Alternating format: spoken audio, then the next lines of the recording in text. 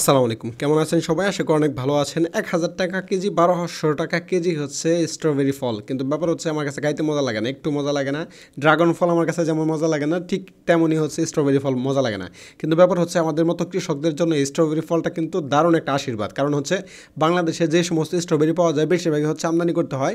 তো যার কারণে এটার কিন্তু মার্কেট ভ্যালুটা আছে ব্যাপক পরিমাণ। এই ফল যদি শীতকালে আমাদের দেশের কৃষকরা পর্যাপ্ত পরিমাণ ট্রেনিং নিয়ে এবং ভালোভাবে যদি চাষ করতে পারে তাহলে কিন্তু ব্যাপক লাভবান হতে পারবে। তো আমরা গত বছর হচ্ছে একজন কৃষকের কাছে গিয়েছিলাম তার আদ্যপান্ত জানার জন্য, আসলে এই ফল কেমনে চাষ করে, কতদিন বয়স সে ফল আসে, কেমন দামে বিক্রি হয় এবং কি চারা কোথায় পাওয়া যায়, চারা থেকে চারা করা যায় কিনা, সব কিছু মিলাই আর কি, এবং খাইতে কেমন, সব কিছু মিলাই এই কৃষকের কাছ থেকে আমরা হচ্ছে বিভিন্ন প্রশ্ন করছি। যদিও কৃষক ভাই আমাদেরকে আসলে ইন্টারভিউ দিতে রাজি হয়েছিল না, খুব কষ্টে রাজি করাইছিল ওনাকে, কারণ উনি হচ্ছে কথা বলতে আসলে একটু ছিল আর কি, নার্ভাস ছিল। তো তারপর আমরা কথা বলার চেষ্টা করছি। এবং আপনারা যদি কেউ স্ট্রবেরি চাষ করেন তাহলে হচ্ছে আমার কাছে মনে হয় যে সেটা ভালো হবে। আপনাদের কোনো প্রশ্ন থাকলে করতে পারেন। আসসালামু আলাইকুম, আমি মোহাম্মদ নাজমুল হাসান নয়ন। আমি সখীপুর উপজেলার ২ নং বহারাতুল ইউনিয়নের ৬ নং ওয়ার্ড বগা প্রতিমা গ্রামের বাসিন্দা। আমি সম্প্রতি আমার পড়াশোনা শেষ করেছি এবং পড়াশোনা শেষে আমি টুকটাক কৃষিকাজের সাথে সম্পৃক্ত। আমি মূলত ইউটিউবে দেখে উদ্বুদ্ধ হয়েছি, মূলত বিভিন্ন প্রকার ভিডিও দেখেছি, টিউটোরিয়ালগুলো দেখে দেখে উদ্বুদ্ধ হয়ে তারপর আমি প্ল্যানিং করলাম যে আমি ছোট পরিসরে পরীক্ষামূলকভাবে একটা উদ্যোগ নেই, কৃষিকাজটা শুরু করি।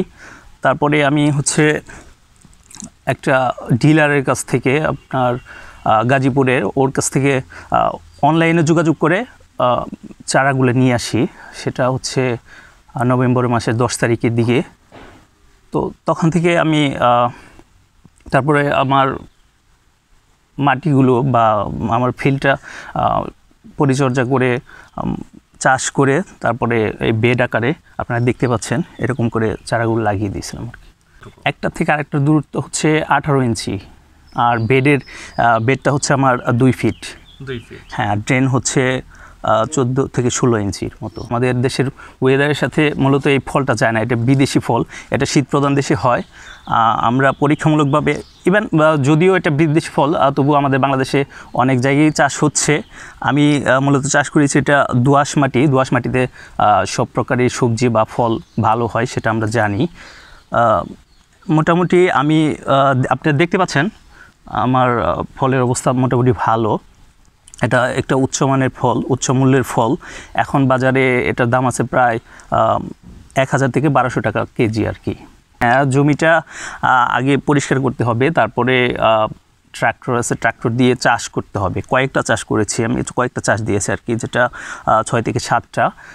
তারপরে আপনার জৈব সারগুলো দিয়েছি, ইভেন হচ্ছে রাসায়নিক সারগুলো পরিমাণ মতো দিয়ে তারপরে চারা বুনিয়ে দিয়েছি আর কি।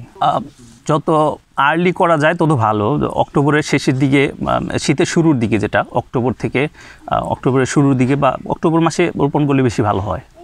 হ্যাঁ, গত সপ্তাহ থেকে শুরু হয়েছে আমার হারভেস্ট, প্রায় 3-4 কেজির মতো হারভেস্ট হয়েছে। 3 মাস পর থেকে ফলন শুরু হলে একটানা কতদিন হারভেস্ট করা যায়? আরও 2-3 মাস করা যাবে আর কি।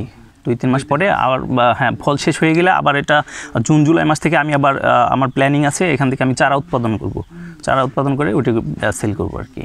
এখন এটা তো একটা কি বলবো, এটা একটা বিদেশি ফল, সেটা আমরা জানি।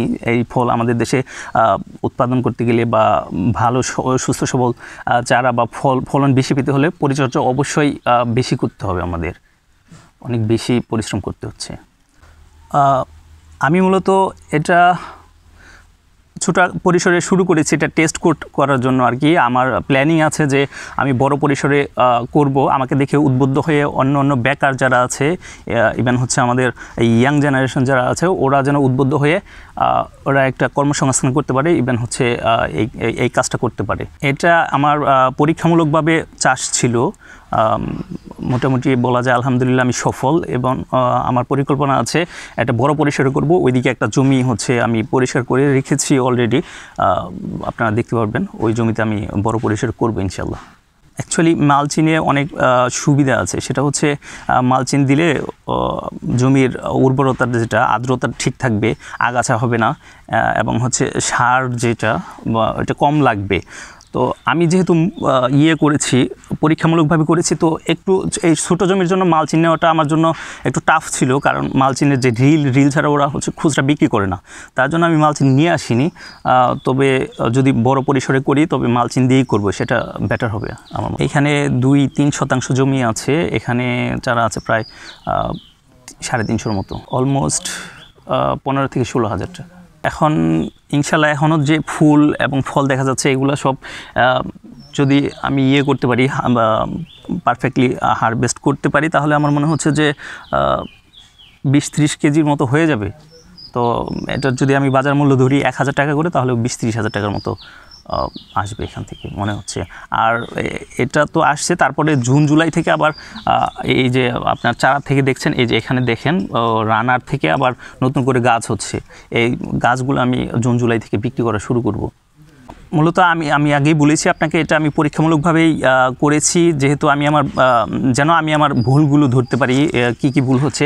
সেখানে আপনি দেখতে পাচ্ছেন মাঝে মাঝে কিছু গাছ হচ্ছে আমার ছত্রাকে আক্রমণ করেছে। তো আমি যারা নতুন করতে চাচ্ছে ভাইদের বলবো, পরামর্শ দেবো যে আপনারা ভালো কোনো কৃষি কর্মকর্তা বা কৃষি অফিসার, ইভেন হচ্ছে যারা পরামর্শদাতা, তাদের কাছ থেকে পরামর্শ নিয়ে কাজগুলো করার জন্য, ইভেন হচ্ছে ছত্রাকনাশক বা অন্য যে কীটনাশক বা মেডিসিনগুলো আছে, এগুলো প্রপারলি দেওয়ার জন্য।